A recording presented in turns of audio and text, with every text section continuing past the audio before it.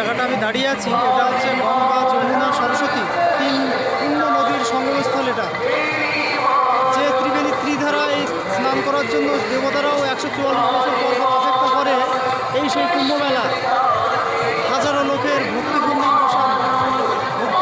এক পবিত্র অনুভূতি। হাজার বলাটা ভুল হবে, কোটি কোটি লোক, এবছর 40 কোটি লোকের অ্যারেঞ্জমেন্ট হয়েছে। আর এই যে এই স্থানে স্নান করার জন্য দেবতারা ছদ্মবেশে এখানে আসে।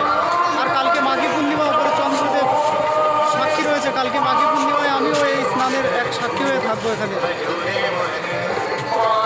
আমি এখানে এসে নিজেকে অনেক ভাগ্যবান মনে করছি এই ধরনের স্থানে এসে। এইটার বর্ণনা ব্রহ্মবৈবর্ত পুরাণে, শিব পুরাণে বিস্তারিতভাবে রয়েছে। এই কুম্ভমেলাটার বর্ণনা আসলে কী জন্য বিখ্যাত, কী জন্য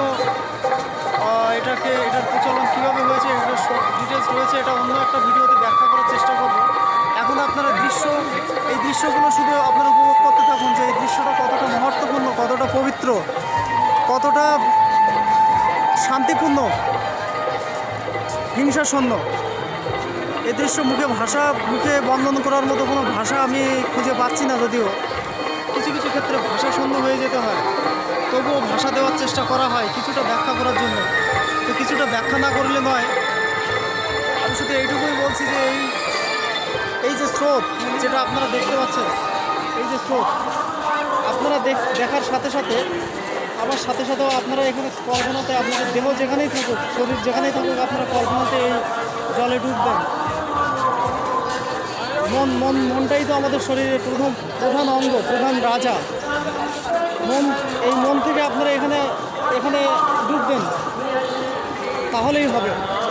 এক অদ্ভুত অনুভূতি 144 বছরে আমরা আর পাবো না। আমাদের হয়তো নাতির যে ছেলে, সেও বুড়ো বয়সে পাবে, বুড়ো বয়সে আর কি আসতে পারবে।